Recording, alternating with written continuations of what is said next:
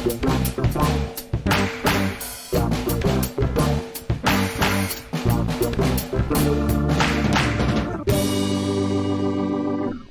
welcome to Star Wars Spelt Out. I'm your host, Josh Chapman, and today, it's hot. It's hot here, man. It's hot. It's 39, or it's 102. I just did the conversions for our guest right here now.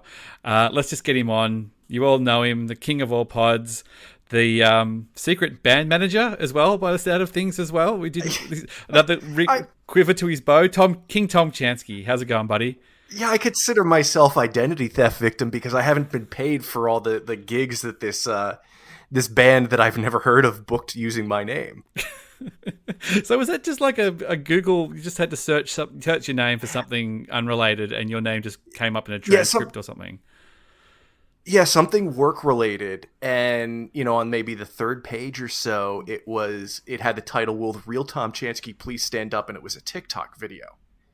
And so this music podcast, they put like 30-second sound clips from their episode with it's this drummer of a folk / swing band that I've never heard of, but they've been around for like 10 years. They had some of their music used in a few car commercials, a trailer. They played for an Obama rally back in 2010.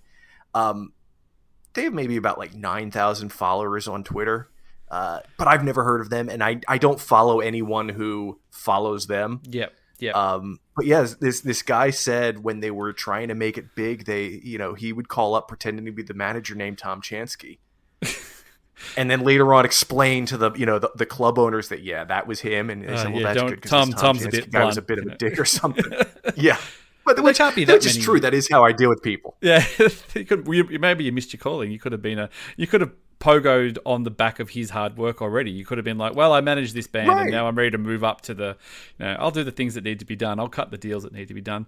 I mean, there's not too many Tom Chanskys out there. I mean, everybody always has a few names. If you go on Facebook and you plug in Tom Chansky, there must be a couple floating around. Yeah, there's my father. Oh, well, maybe that's maybe this is a discussion for another time. Yes, he doesn't know these people either. And there's a JavaScript developer somewhere in Texas or Arizona or something. And I only know that because that's who has tomchansky@gmail.com. I was not able to snag that. I snagged a variation of it. You could figure out my email address that way. If you want to message Tom, if you want for bookings, you just email Tom. Yeah, we know only people of culture listen to Star Wars Spelt Out. Yeah, that's right. Don't spam Tom, please. Don't sign him up to anything. He's had enough dealings with identity theft for the one day, really. He doesn't need anybody mucking in. Yeah. Now, I was just thinking, I don't think we've actually spoken, like we've online spoken. Since Celebration. I don't think we've been on a podcast together at the same time since then, which is... Yeah, it's been a while, and it's weird that we're coming up on Celebration in, what is it, like 6 weeks or something? Yeah, tell me about it. And Celebration wasn't even a year ago. Yeah, it's really, really, as somebody who is going to London, and it's all getting very, very real, very quick, and we booked really, really late. Like, we only booked our flights, because my partner, Kat, is coming over as well.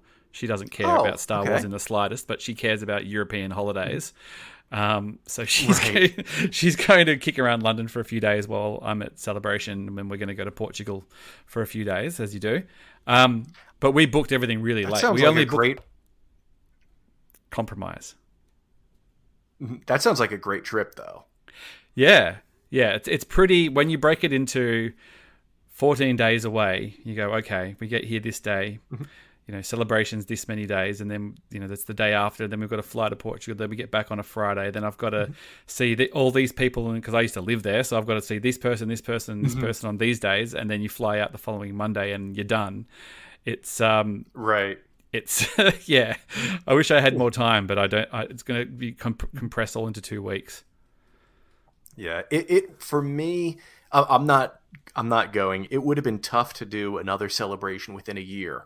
And it would be impossible to go to London without my wife. Yeah. So I just said, I'll save up for the next one.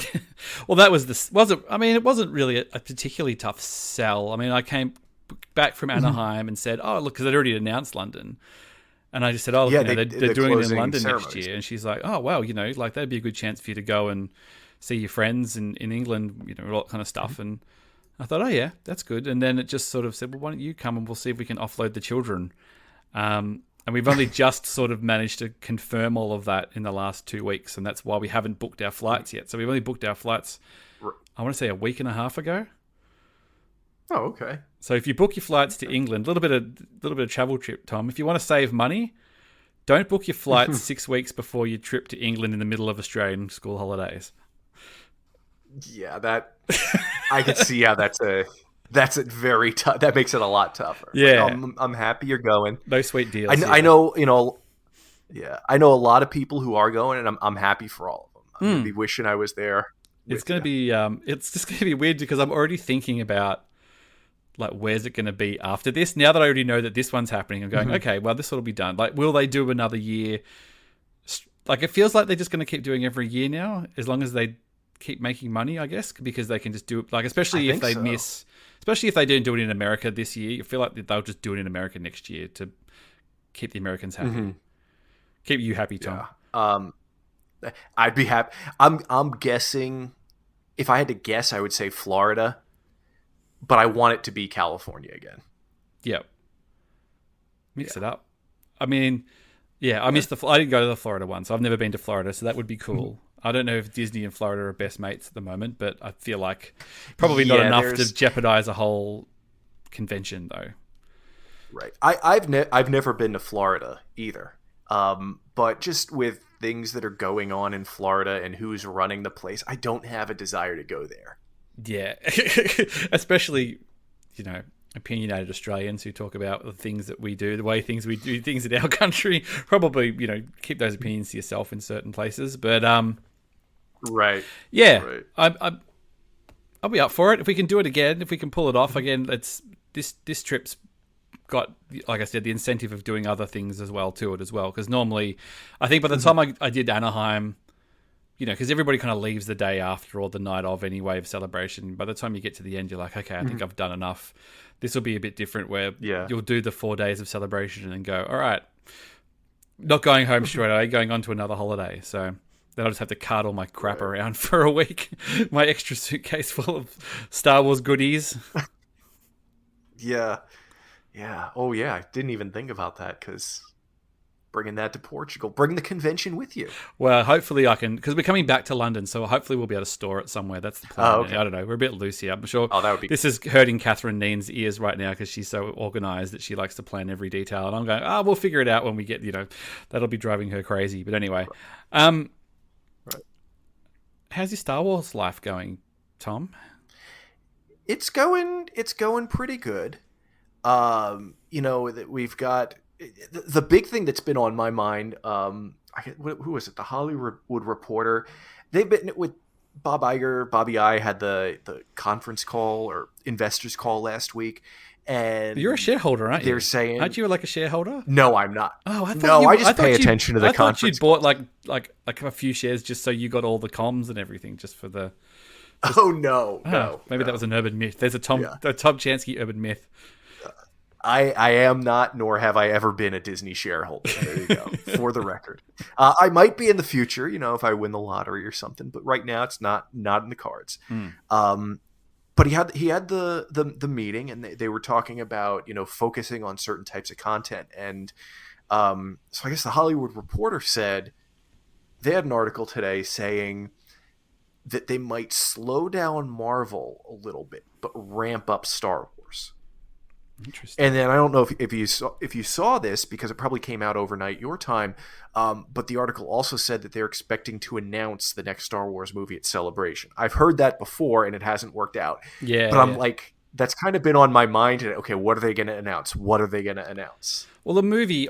announcing a movie immediately ramps up regardless, because then all of a sudden you've got a movie. Yeah. So even if they go our television output, whether it's 2 animated things and 2 or 3 series a year, or whatever it is now, plus a movie. I think so, yeah. That it immediately ramps it up.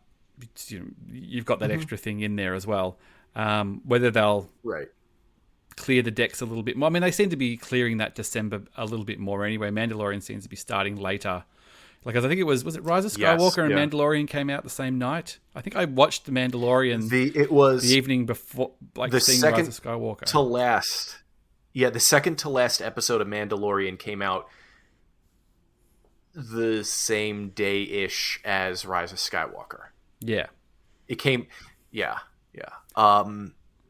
Which I really enjoy all the Star Wars streaming stuff, but I'm looking for a movie also. Very excited about that. Yeah, I mean, it's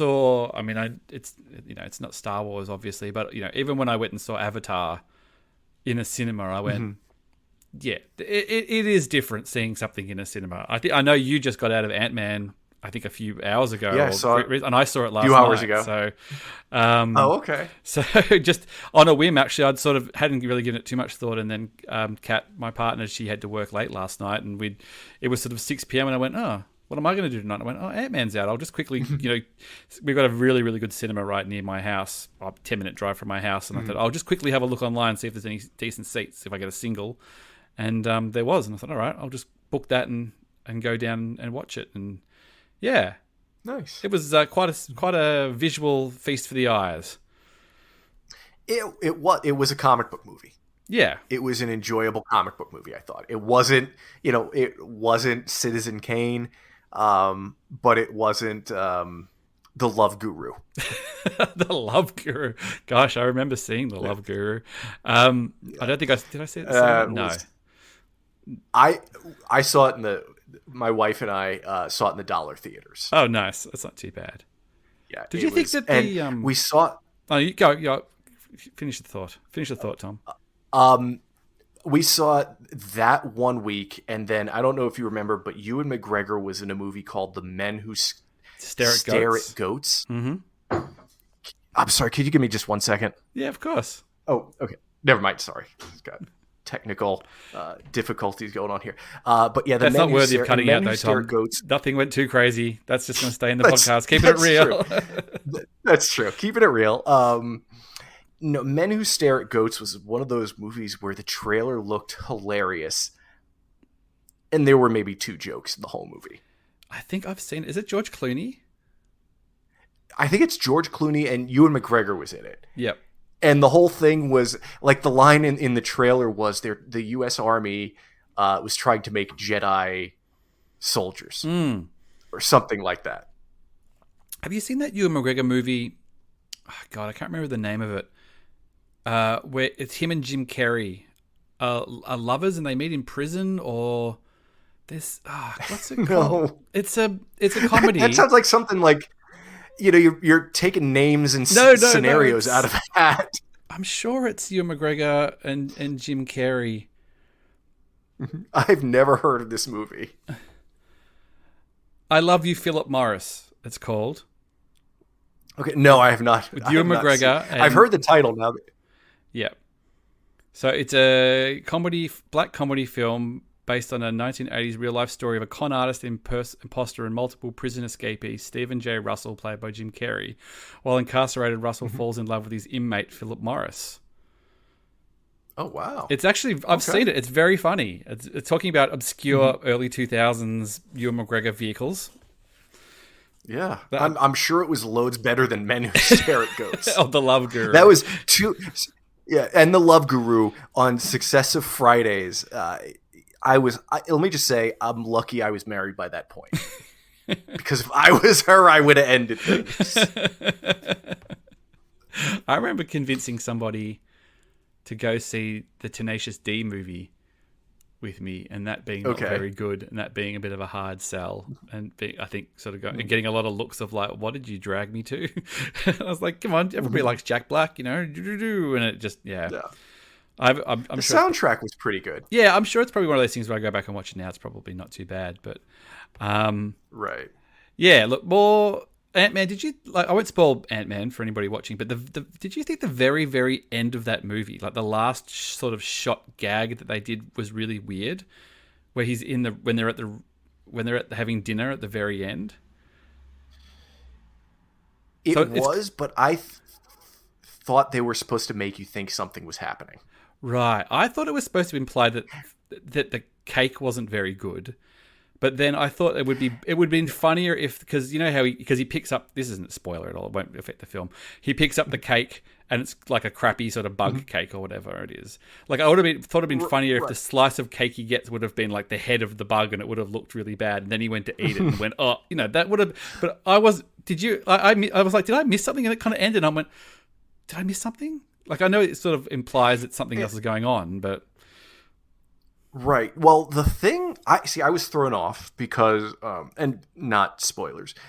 So he works at Baskin Robbins, which is an ice cream place, but the cake is a regular non-ice cream cake. Oh, you think he messed with reality enough to cakes have changed? Well, to erase the existence of ice cream cakes, I wasn't thinking that, but now. Oh, that would be horrible for the Marvel Cinematic Universe. But I was thinking, why would you get a regular cake from a Baskin Robbins? That's true. That's what I was thinking. Right. Yeah. Maybe I was thinking too deeply into it. And I think the whole time, there was a certain point in the movie, near the end, where I'm thinking, they're setting up Kang as the future of the Marvel Universe. And this is probably going to be the last Ant-Man, Wasp, and or movie. Yeah. Right. And I was thinking, okay, something bad is going to happen here.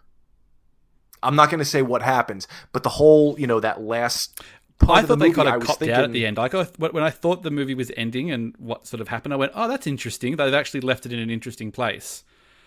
And then they kind of copped it out at the end. I know it's very weird to dance around all this stuff for Ant-Man. I just kept getting a real Citadel of Ricks vibe with Kang. Like, do you watch Rick and Morty? Like, I kept going, I was like, no, but we're literally in the Citadel of Ricks here. There's like Disco Kang, and there's like this. The comics are like that, though. Oh, okay, good. I'm not familiar with Kang. I haven't gotten deep on Kang. I don't know that there's an easy explanation for it, because it feels like every time traveling villain in Marvel is a variant of Kang. Basically, he was he was from the future, a descendant of Reed Richards from the future, and at one point he was one of his versions was a pharaoh from ancient Egypt, the blue face guy. So I think it's like the idea is there are all these versions of him. Yeah. No, yeah, yeah. But no, it was good. It was some interesting, like some great design stuff.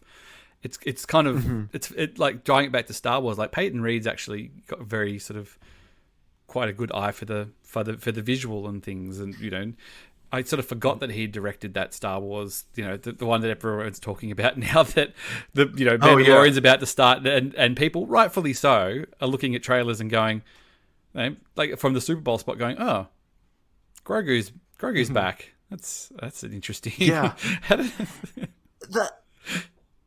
I don't know that I'm. Wade into the discourse, Tom. There are a few things. I'm sorry. Wade into that discourse, mate. Oh, yeah. Well, it's that's what we do as podcasters. I don't know that I totally agree with the decision. And there's other things I don't like about, like, I don't like that Luke, but I get at the same time why, okay, Luke is going the old Jedi path of can't have attachments. I would think that knowing Ahsoka, he would just take that advice and put it in the bin. But the complaint that, why do I have to watch Book of Boba Fett to know what goes on in Mandalorian, that I don't get. Yeah, I mean, I have my best mate and his kids have been watching Star Wars over the summer holidays. So his kids are a bit older. They're, I don't know, say 13 and 9 maybe, or 10 or 14 sort of thing. And they'd seen them all originally when they were younger. But he was like, oh, we're doing this for school holidays thing. We're going to go back. We're going to watch all. So I've been getting the updates. He's kind of going, we went all the way back to Phantom Menace, and he's a bit like, Phantom Menace, whatever, and he'll happily go see a Star Wars, but he's not invested apart from that. Right. So it's quite an interesting, they're just casual fans of Star Wars. And, going through the prequels, you quite like Revenge of the Sith. Again, the reports from the kids, they went through the originals. The most interesting part was they loved The Last Jedi. Like, he was like, The Last Jedi is the best. He goes, that one is just... And his wife, who's another good friend of ours, she's just like... She goes, The Last Jedi is way more sophisticated than some of the other ones. And I'm like, that's Rian Johnson. That's the Knives Out guy. She's like, oh, really? That's him? I'm like, yeah. But they were talking about Mandalorian, and I said, oh, well, you should probably watch Book of Boba Fett. And they're like, oh, has that got anything to do with Mandalorian? I'm just like, yeah. Like, it actually is like 2.5... They'd have no idea. They'd have no idea. They're just like, well, Mandalorian. I said, oh, because they're aware that new Mandalorian starts, but they weren't aware that that it's continued from the other one. These are just people who are casual fans who've gone through Disney Plus as well, and they're in the menus. They're clicking through. And I actually said, oh, look, you should probably watch Book of Boba Fett before you watch Mando season 3. You know, no spoilers, but I just said it continues. Basically, it continues, and it has a knock-on effect. And I think that's just... Which is kind of... From the way Mando Season 2 ended, I always felt that was kind of implied. Because we see how Boba gets I don't even know if they even sat around for the credit, though. They probably just turned the thing off. You know, like most people just... And Star Wars doesn't usually have after credits as well. Like, I know in that case it did. But... I don't think they did in... Did they do it anywhere else? I think that's the only place they've... Oh, they did it after Andor. They didn't do it in Mando Season 1. They did it after Andor, yeah. Yeah. Yeah, but not Mando Season 1. No, not Mando Season 1. The Darksaber bit was before the credits. But, I mean, it's still the... I mean, it's the bigger issue. I mean, that's an issue, but the bigger issue is that they wrote themselves into a corner, and they actually ended the series perfectly. That relationship part of the series, they obviously left all the hanging Mandalore stuff we're going to get now. But as far as, you know, and I've said this a few times, and I think I was tweeting Steele at this, I don't think you agree with me anyway, but like, you know, if you said from the start that it was a 2 series, we're going to do in 2 series and that's it, Andor style, that would be a perfect ending. And then one day you could revisit.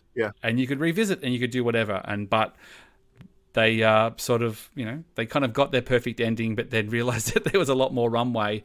But we'll see. You know, like, it seems like they kind of put that clip out where it was like, oh, what's he doing here? I was like, don't worry about it. Yeah.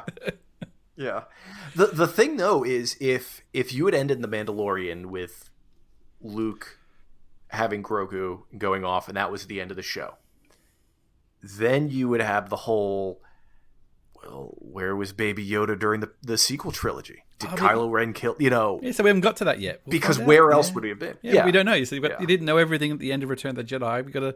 We'll get to that. But I mean, obviously, it's a phenomenon. The show. It's very popular. They want to keep it going.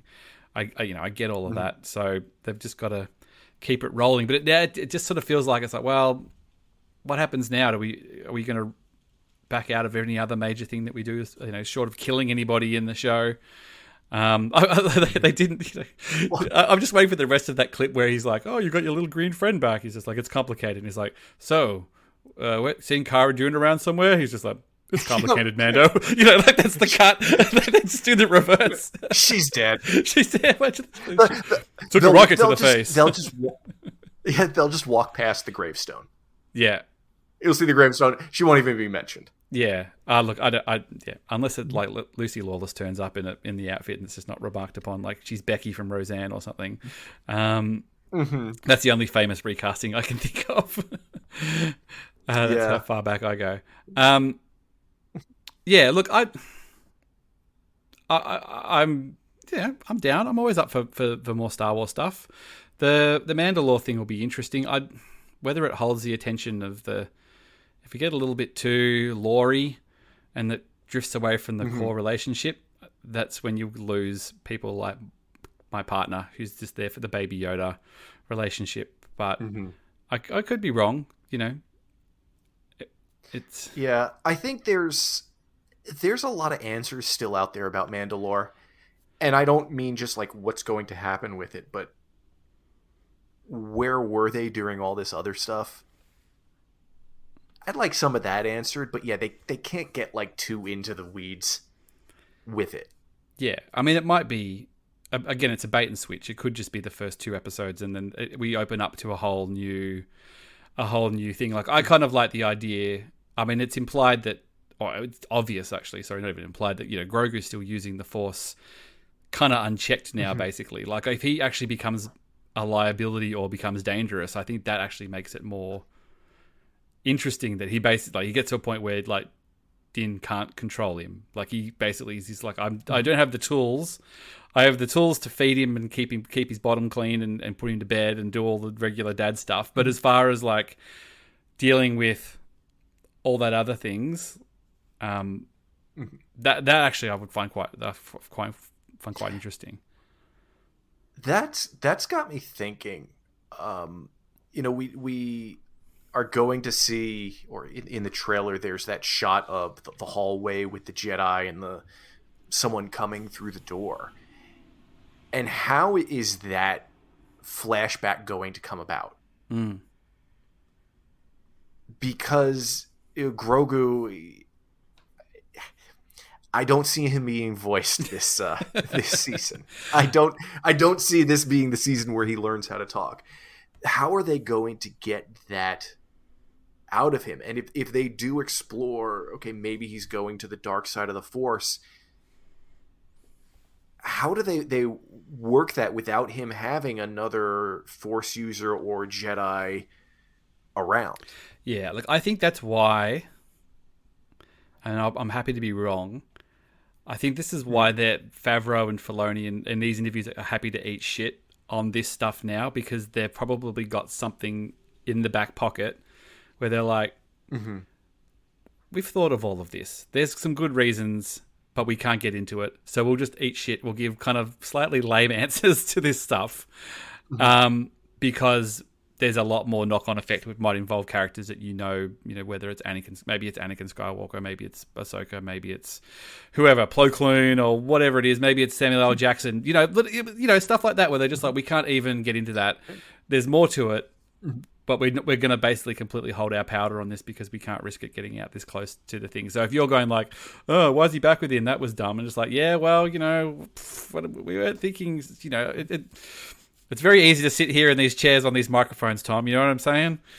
It's the most easiest thing in the world. Of course, if they get to the end of it and it hasn't been addressed, we'll be like, I gave them way too much credit. That's when we buy billboards and take to YouTube. Yeah. Well, it'll be interesting because Mando's going to run over Celebration. So I'm doing I don't even know if I even mentioned it on here, not that I'm doing a weekly Mando review show like I did with Andor, because it sort of drops at the perfect time in Australia. So it'll be all your favourites, Catherine and Matt Moll and probably Dale Williams and some other local people who are online around Australia in early evening after Mando drops to sort of do a review of the show. Although I do normally do the Celebration blogs. So am I going to have to do a Mando review show and then in the middle of a bunch of Celebration blogs? I haven't even thought that through yet. But and then what about the week when you're on vacation? After Celebration. Oh, because it'll be on the week after, won't it? Yeah. Oh, jeez, and it'll be the middle of the night as well, because I'll be in Portugal. All right, well, I might have to just watch it with Kat, and she might have to be my guest, and I'll just stick the phone in her face and be like, all right, we've got to review this Mandalorian. We've got to get some content out. I've committed to... How many episodes is it? How many is it? 8 this time? Do we even know? Probably 8. I don't know. And we're going to have the Bad Batch and the Mandalorian for a few weeks at the same time. Wow. What do you go for? I think, I mean, no offense to the Bad Batch. I'm enjoying the Bad Batch quite a lot, actually. But it's gonna have to wait till the podcast is recorded and everything else is done. Yeah, these last few weeks of the Bad Batch really have me hooked now. Wasn't a fan of some of the earlier episodes this season, but I like where they're going. And how have you? So you've been good with this season? Yeah. Like when they sort of talked about the concept of it, I always went, "Oh, that's really interesting," because you'll actually get to. We've never seen what happens as soon as the war ends, and what happens to these clones. Like they all get sent off to the meat grinder. And it was always there was always those running jokes of like, Jango Fett hit his head on the top of Slave One, and that's why the Stormtrooper hit his head, because all the clones became Stormtroopers. And I was always a bit like, I don't think the clones are Stormtroopers. They always seemed a bit weird. So, I mean, it's always quite fascinating now how it basically there's always this plan to phase out the clones because essentially at their core they're loyal to the Republic, so they still think that they are in service of the Republic, even though it's calling itself the Empire. It's still got the senators. They just finished the war. It's still staying in the same place. It's still basically answering to the same guy.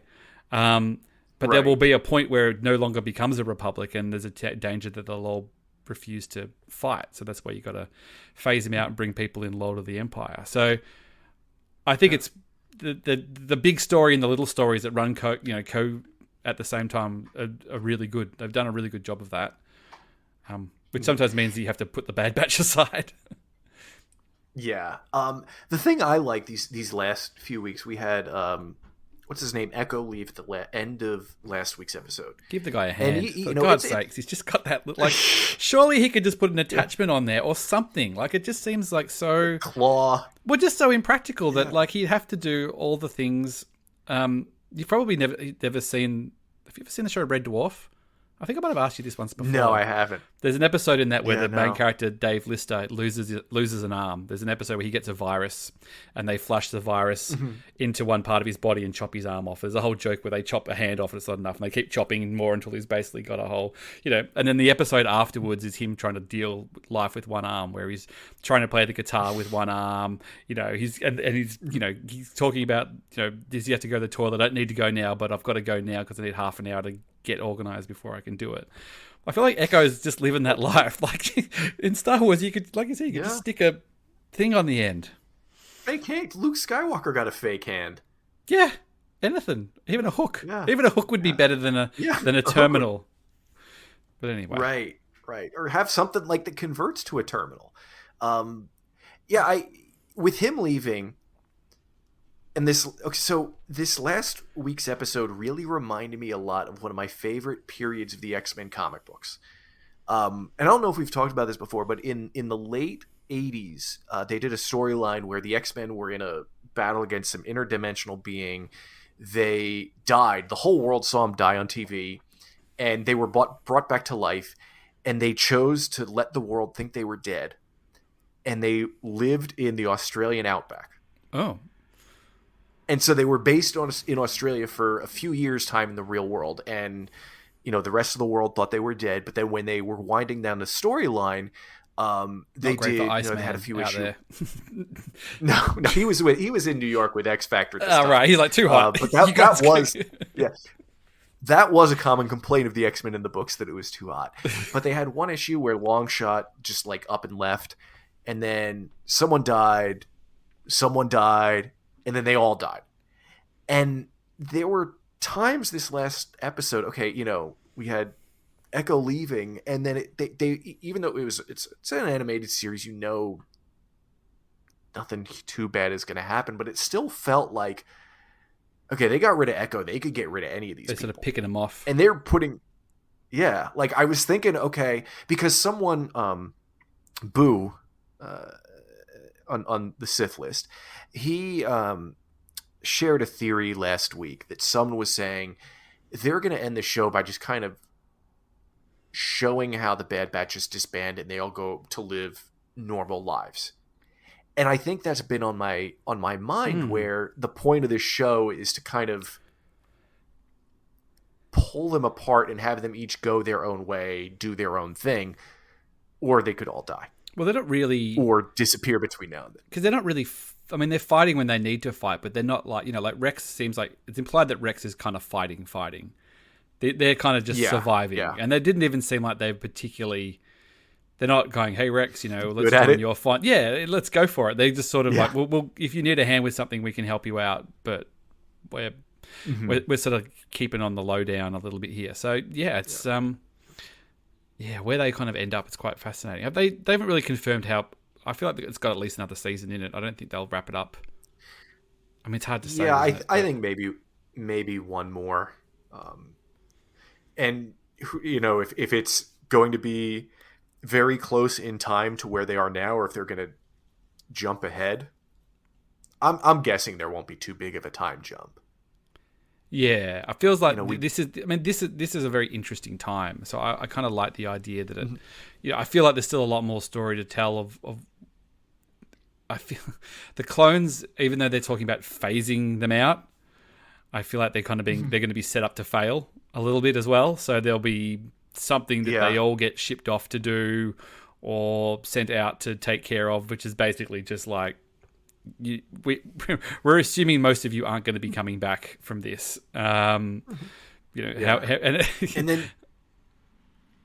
then you have like what we saw in Obi-Wan, where the one, and that's 10 years down the line, where the one is, begging for change on that one planet. Yeah. And they'll just, whoever's left over is just, released from duty, because if there's only a handful of them, they can't really cause that much trouble. It's only if there's thousands of them that they can kind of rally to a cause. If there's a few stragglers, then, I guess that pension plan didn't quite come through. No, Senator Chuchi's pension plan did not work. She's got quite the accent, Senator Chuchi. I think I was talking to Saf on that before, and she's a New Zealander, and I made the mistake of going, her and Omega got one-ups for the New Zealand accents. She's like, I thought it might have been South African. I'm like, you might be right, actually. Maybe. Yeah, I'd have to go back and check. Maybe, I'd have to double check that one. But still no proper Australian accents in Star Wars. Even though we had all those Australian actors. The only time you get an Australian accent in Star Wars is when an actor basically just slips, like Ben Mendelsohn will just slip into an Australian accent, sort of accidentally. Well, wasn't the whole point that he wasn't one of like the upper crust imperial? Yeah, he was a working class boy, So that was probably his real, he's from the mean streets of Melbourne. That was his real accent kind of thing. It just every now and then it kind of slips through. I don't know. Maybe I've just got an ear for it being an Australian, but I hear that. I hear Australians. Russell Crowe in Gladiator's another one. He slips up on that accent a couple of times as well. Maybe people just don't have the ear. Maybe Ridley Scott doesn't have the ear for it, or he doesn't care. Something along those lines. Bad Batch. Yes. Yeah. Look, I mean, I'm on board, but I think all focus will turn to Mandalorian when it comes on. Definitely. It's I am enjoying the Bad Batch. I'm glad we have it, and I'll watch it. I'm gonna get on my routine when there's a Star Wars, sometimes Marvel show I like. I will wake up early on Wednesdays, usually an hour or so early. Watch it just to get it out of my system, just so I can go on social media, just so I can work without thinking of I wonder what's going to happen in this show. Bad Batch I don't wake up early for. No. I watch during the day. So I'll wake up early for Mando, and then probably get to Bad Batch later on in the day. You're not sort of doing that nutty stuff that like a Raj gets up at whatever it is, 1 a.m, watching it and doing the reaction, editing the video, and. Well, for them, it comes on at midnight. Oh, that's not too bad, is it? No, it's not. But here it's 3 a.m. Yeah, that's just. I can't do that early. That's just commitment. That's a level too far. It's a weird phenomenon that they do that like that. You think they would just do it like? What difference does it make if it's 8 p.m? Like, I mean, it's great for us. Don't get us wrong. Like, it works perfectly for Australians. But it is weird that they've just gone like, oh no, it has to be like we have to set the timer to 0000 to click it over. But who knows? Yeah. So what do you reckon this new Star Wars movie will be? Is it going to be the is it David Goyer? No, not David Goyer. David Lindelof? David Lindelof. I'm sorry, David Goyer is the guy who wrote Blade. I'm getting you mixed up. David Lindelof. Yep.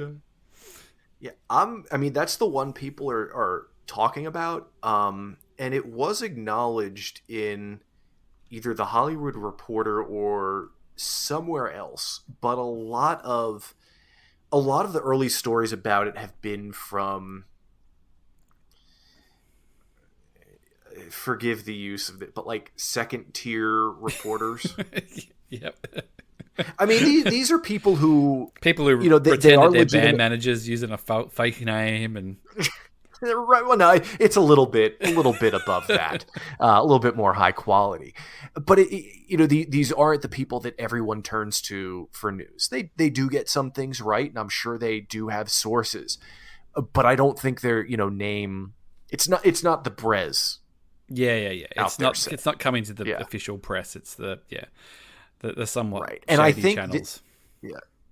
Yeah, I think this week, if it was the Hollywood Reporter or whoever had the item mentioned it, and it was the first mention in something of that scale. And I think that what they've said about it is that he started a writer's room sometime before Celebration.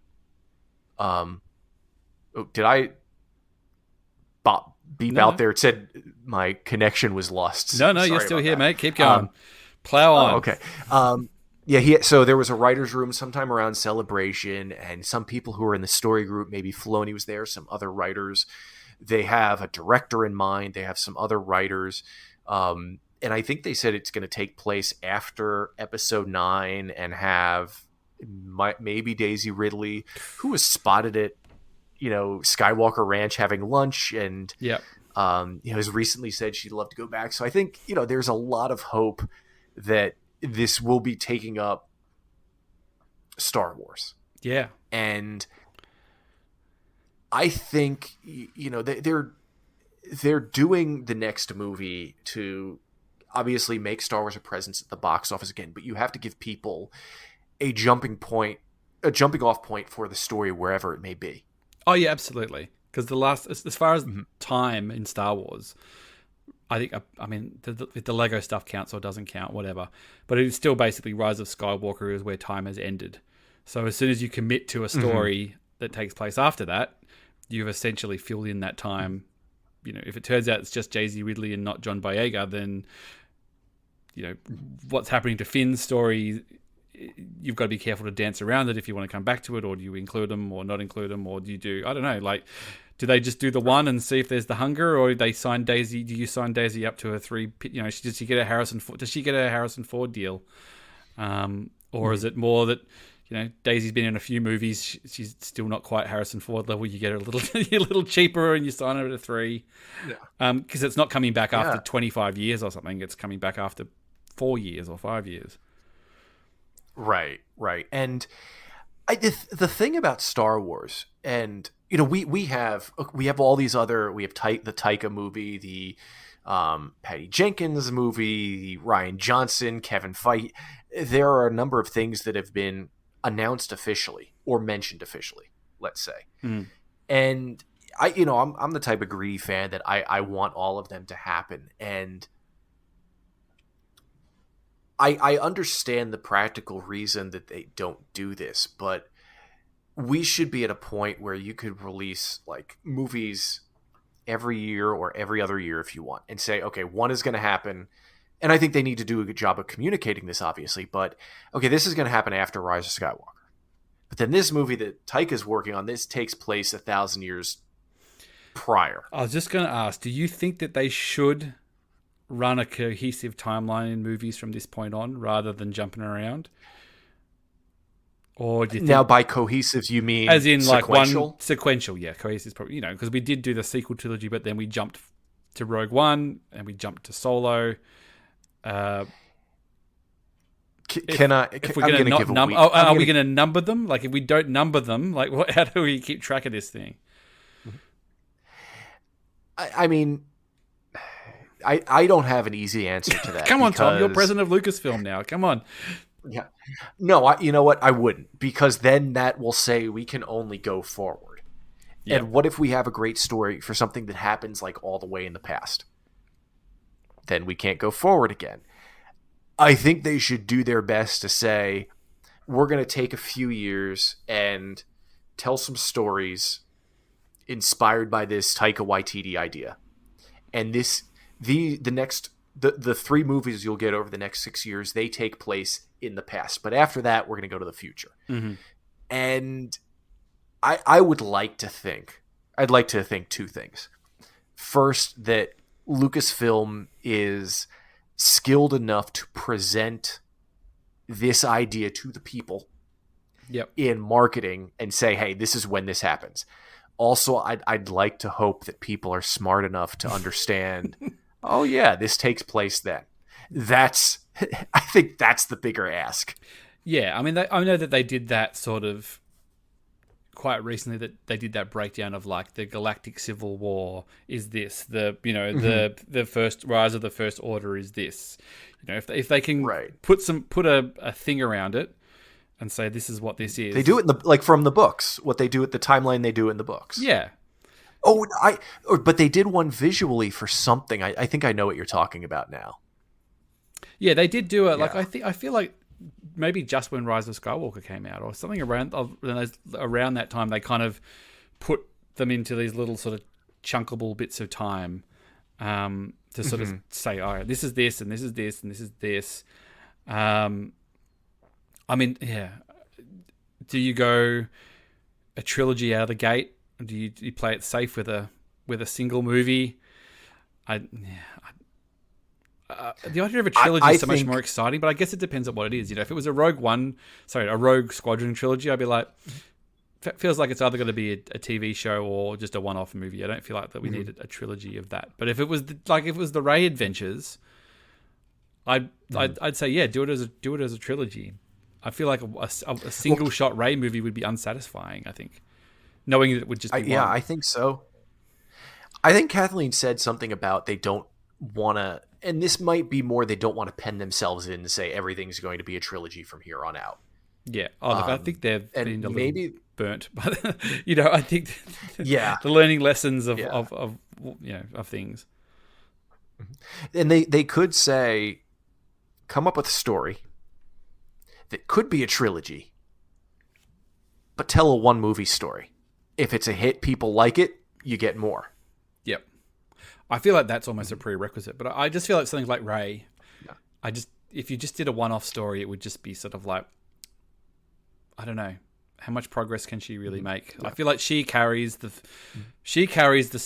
hope of the galaxy. So it's not just her story; it's the galaxy's story. So if you just kind of did a self-contained adventure of Rey got trapped on a planet and had to fight her way off, and in the end she got off and she was okay, or whatever, it would feel unsatisfying. I feel like it has to have the larger ramifications of the galaxy go with her. But I think so, especially for like a reset. But I also think that they could age her up. How could you? And it could take place. I don't know. Yeah, I'm just thinking story possibilities. Yeah. And I really I'm very excited about this possibility because I'm a huge Lost fan and I really like Damon Lindelof and the stories that he tells. I think he's also his own worst critic. And I would like to think that he got into Star Wars knowing what fans are capable of and willing to be able to handle that because he was on Twitter for a while, but then he quit Twitter just because of people bothering him about Lost and Alien. Did he do the Watchmen show? Was that him? Yes, he did. Which is, I think that I'm 99% sure that was him. Which is the perfect example of taking something that's fantastic and actually building off it, making it its own thing and elevating it, which is kind of what you want Star Wars to be. It's the perfect, and there's been numerous attempts to try and build off Watchmen, whether it's the before Watchmen comics or I think they did a whole thing where they integrated the characters into DC and it was okay, but never really particularly great. And somehow they managed to take this show and they dipped back into the lore as well and actually kind of went around, fleshed out some of the stories of, I think it was like Hooded Justice and some of the other ones and just made that fantastic. So I do that. I mean, maybe not quite as gory and violent, but I'm down for that, Tom. I want a bit. I'd love a bit of that, but yeah, it's an interesting thought to think in a couple of weeks you get up on a stage. Like, how much do you want to know? Like, how do you want to know? Timeline, time set, director, cast, title, or are you happy enough with and date, or are you happy with I just want movie December 2025 or whatever it's probably going to be? The thing is, we've been burned so much with. That's why I feel like they have to be pretty bloody sure what they're doing. And the funny thing is that Lucasfilm / Star Wars actually managed to time their movie run around COVID perfectly. Like Rise of Skywalker came out about They did. a month before COVID hit, and then they've effectively been dormant for a few years anyway. When movies have taken a back step, and it's taken a long time. I mean, it's probably set them back a little bit, but at the same time, it doesn't seem like they were fully ready to jump onto the next thing anyway. So, if they were able to have Rian Johnson signed, and if he weren't doing Knives Out and the Poker Face and whatever else he's doing, or if they had Taika Waititi and he weren't doing Thor, I think we might have something more in the pipeline. But it might be for the best that they are taking this time off. I'm not of the mind that, you need 3 years but between Star Wars projects, or not these days. No, I don't want to be too precious about Star Wars. I think a year. I think the thing that hurt Solo was that it was 6 months after The Last Jedi, A, without any promotion, and B, 2 weeks after Infinity War. Yeah. I think that hurt it more than anything. If it came out in December, it would have made twice as much money, I think. Absolutely. Yeah. That was the only thing that set it back. And there would have been a lot less pressure on the filmmakers to get it. I don't think the two guys would have stuck around, but I think, Ron Howard might have had a little extra breathing room too. That's a weird timeline, isn't it? Where if, Bobby Iger decides to make the call and he goes the other way and he's like, yeah, all right, we'll wait. We'll put up against Poppins or whatever the reason was at the time, not to run it against Mary Poppins or whatever it was. Because I think they wanted Poppins to be their big December movie. Yeah, that's what I mean. Like they didn't want it to clash against each other. Oh, okay. Yeah. And and it does bank and it makes whatever, even if it makes 700 million or whatever it is, 657, good success. We're living in this other alternate timeline of stuff gets greenlit. And it's probably a different beast. Like probably a lot of stuff probably would be different. Like it might have been, I suppose that doesn't stop COVID. Solo coming out in December doesn't stop COVID from happening. Imagine if that was the difference. We live in this other timeline. You visit another timeline and they're going, oh yeah, I live in the timeline where Solo came out in December. And like, what happened to COVID? Like, COVID, what are you talking about? Well, it turns out what's that? Because the patient zero of COVID went and saw Solo in December. It turns out that they didn't catch COVID from somewhere else, and the whole thing just didn't take off. And we lived in a world without COVID, thanks to Solo, a Star Wars story coming out in December. It's a pretty good alternate timeline. It's a pretty good alternate timeline. There you go, cop that. And we'd have a Star Wars movie this December probably. Yeah, we would, wouldn't we? I'll have to try and get into that panel. I still don't really know what's going. I mean, I think there'll be a Lucasfilm panel. I think there'll be an Ahsoka panel. There'll be I'm hoping there's an Andor panel. Andor's a bit of a funny one because they're still filming it. So there's been quite a few. The guest lineup's actually already quite good, but there's been there's been a noticeable lack of Andor cast members that hasn't gone unnoticed amongst some of our friends. But I think that's literally because they're filming it, and it'll probably just be, well, you might need to film on those days of celebration. Right. Well, I think they probably promote in terms of proximity, and you've Mando, Ahsoka, Skeleton Crew, and I think even Acolyte are probably going to be out all before the next season of Andor.